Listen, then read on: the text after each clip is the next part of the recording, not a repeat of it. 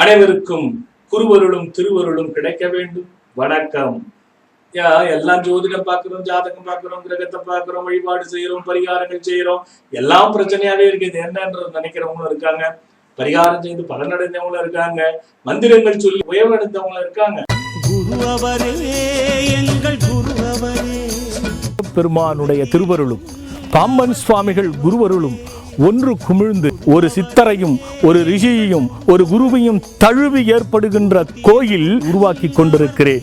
அமையப்பெறுகின்ற இந்த அற்புத ஆலயத்திற்கு நான் மட்டும் பயனடையாமல் பின்வரும் காலத்தில் யுக யுகமாக அனைவரும் பயனடைய வேண்டும் என்ற நோக்கத்தோடு ஒவ்வொருவரும் மனமும் வந்து மெய்யாய் இந்த ஆலயத்தில் பங்கு கொண்டு பயனடைய வேண்டும். இது வற்புறுத்தல் அல்ல, வாய்ப்பு என்று கூறி விடைபெறுகிறேன். வணக்கம்.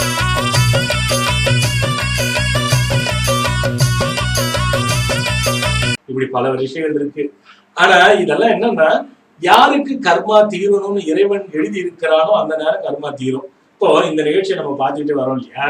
இப்போ பொதுவான ஒரு விஷயத்தை வச்சுக்கோமே, நம்ம ராசி பலன் பார்க்கிறோம், ஜாதகம் பார்க்கிறோம், லக்ன பலன் பார்க்கிறோம், அதை கோச்சாரம் பார்க்கிறோம், திசா பார்க்கிறோம், புத்தி பார்க்கிறோம், இப்படி பலதெல்லாம் பார்க்கிறோம்.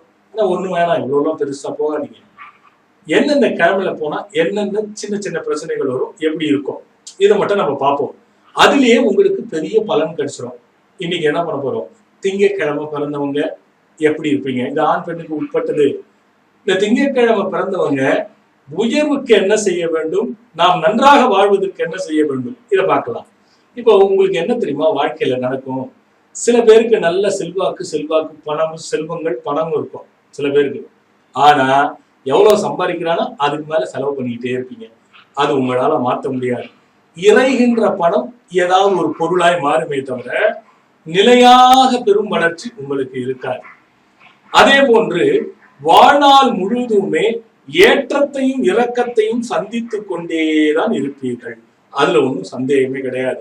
இந்த ஏற்ற இறக்கத்தை தடுத்தே நிறுத்த முடியாது.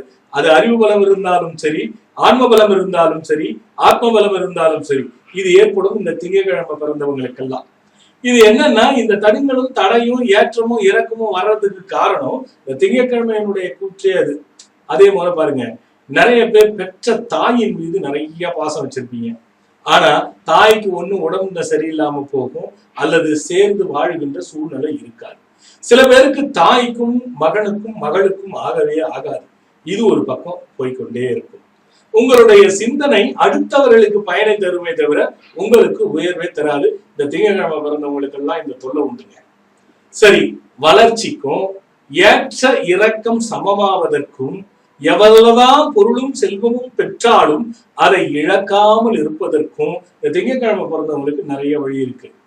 அதே போல உடல்ல பாருங்க, கண் பாதிக்கும். எப்ப பார்த்தோம்னாலும் நமக்கு சிக்கல், இடது கண்ணிலோ இடதினிலோ பாதிப்பு ஏற்படும்.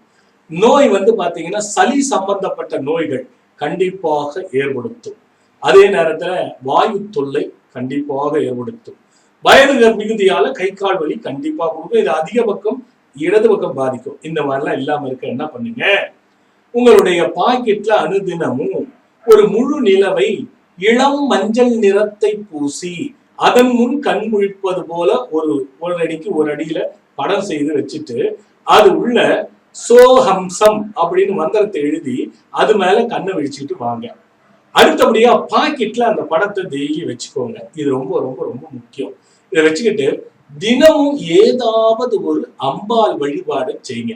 விஷ்ணு துர்க்கை, விஷ்ணு சார்ந்த அன்னையினுடைய வழிபாடை செய்துக்குவாங்க.